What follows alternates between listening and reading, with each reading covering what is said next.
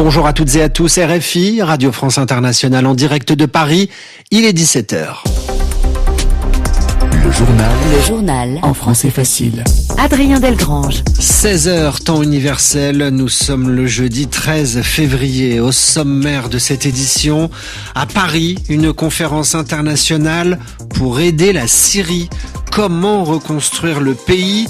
Quels sont les principaux secteurs d'activité en difficulté ? C'est ce que nous verrons avec notre invité.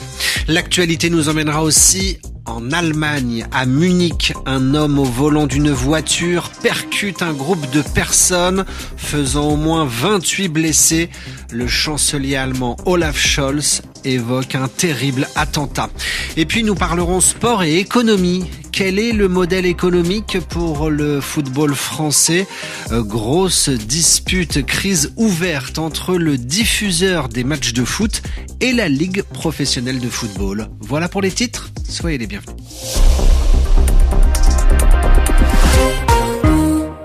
Deux mois après la chute du dictateur Bachar el-Assad, la France accueille une conférence internationale pour la Syrie avec 3 objectifs. La mise en place d'une autorité représentative des Syriens pour gérer le pays, la mobilisation de tous les partenaires internationaux de la Syrie pour améliorer et coordonner l'aide internationale afin de reconstruire le pays.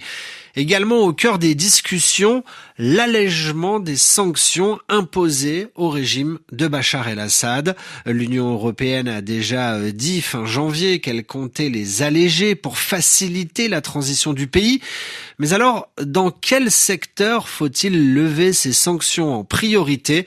Question posée à Salam Kawakibi, il est le directeur du Centre arabe de recherche et d'études politiques. Le secteur bancaire, c'est une priorité, ainsi que le secteur énergétique. Toute importation de pétrole, de gaz, et pour faire remarcher les fabriques d'électricité et aussi faire tourner les hôpitaux, etc., etc. Mais bien entendu, le retard est compréhensible d'un point de vue européen, voire occidental, c'est-à-dire on cherche plutôt à monnoyer cette levée de sanctions avec, je dirais pas des diktats, mais des exigences qui ont été exprimées par les différents émissaires européens qui ont visité Damas pour que le régime syrien, le nouveau pouvoir en Syrie, respecte ces exigences qui sont nombreuses, et je crois que c'est une façon un peu qui rappelle la période coloniale plutôt que l'appui à la liberté et à la démocratie. Salam Kawabiki répondait aux questions d'Anne Kantner à la mi-journée sur RFI.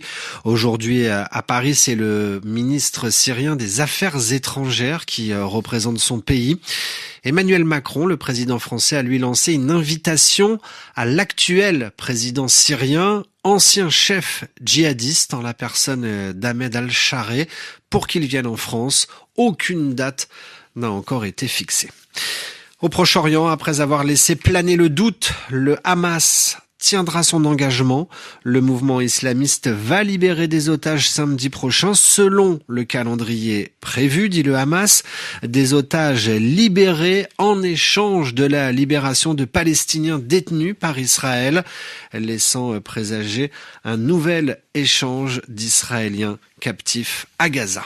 L'actualité en Afrique, dans l'est de la République démocratique du Congo, les affrontements se poursuivent au sud Kivu et au nord Kivu, où les combattants de l'AFC M23, soutenus par l'armée rwandaise, affrontent les forces armées congolaises et leurs alliés.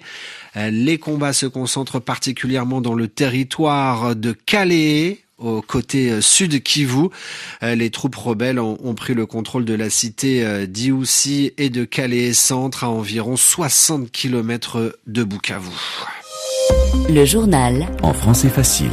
Le chancelier allemand parle d'un attentat, au moins 28 blessés. Il était 10h30 ce matin à Munich lorsqu'un homme au volant d'une voiture fonce sur des hommes et des femmes qui manifestaient dans la rue. La police a réussi à arrêter le véhicule en tirant au moins un coup de feu.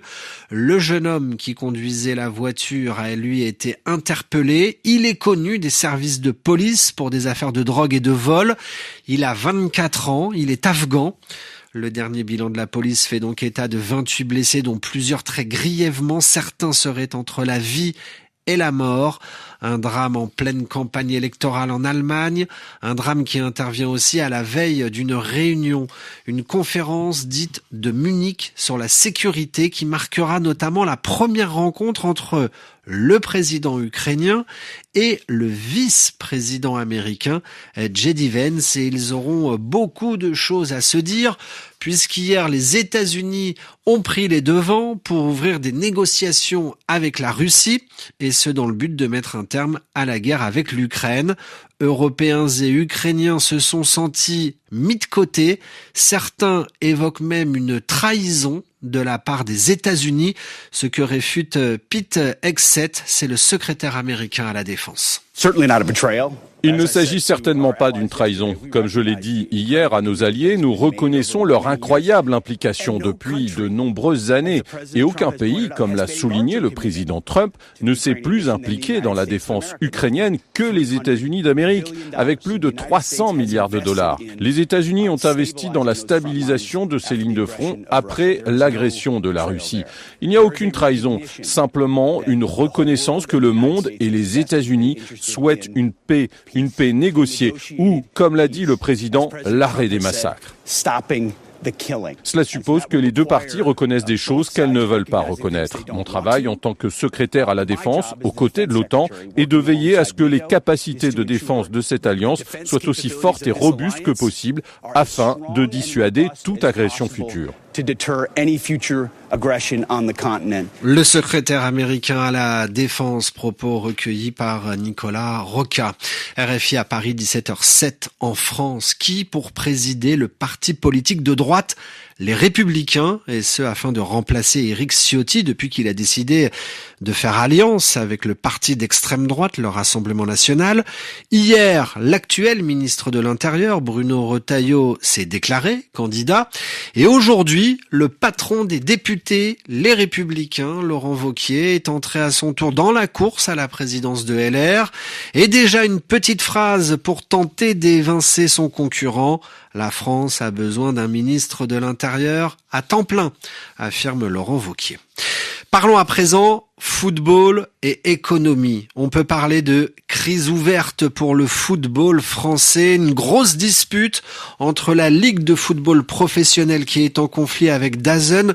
C'est le diffuseur des matchs de football depuis le début de la saison. Pour nous éclairer sur le sujet, nous accueillons Cédric De Oliveira. Bonjour Cédric. Bonjour. La LFP, la Ligue professionnelle de football, vient d'ailleurs d'attaquer DAZN en justice car il n'aurait pas respecté les termes du contrat qui les lie. Oui, et inversement d'ailleurs, on va d'abord rappeler que DAZN est un acteur nouveau dans la diffusion d'événements sportifs en France et qu'il a obtenu ses droits de la Ligue 1 de 8 matchs par journée pour 5 ans entre 2024 et 2029 contre la somme de 400 millions d'euros par saison. Le diffuseur doit plusieurs versements à la LFP répartis sur l'année et c'est le versement de février qui pose problème. Sur les 70 millions d'euros à verser à la Ligue, DAZN a décidé de mettre sous séquestre 35 millions d'euros. Il estime qu'il a été lésé pour justifier son action. Alors expliquez-nous Cédric, pourquoi DAZN n'a pas respecté ce qu'on appelle les termes de son contrat ?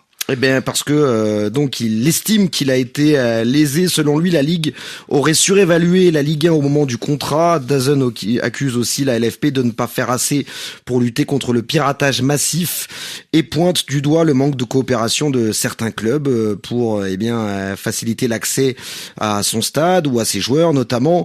Le diffuseur a donc assigné la Ligue en parallèle en référé devant le tribunal de commerce de Paris pour non-respect de l'ensemble des conditions du contrat. La LFP a assigné DAZN pour les mêmes raisons.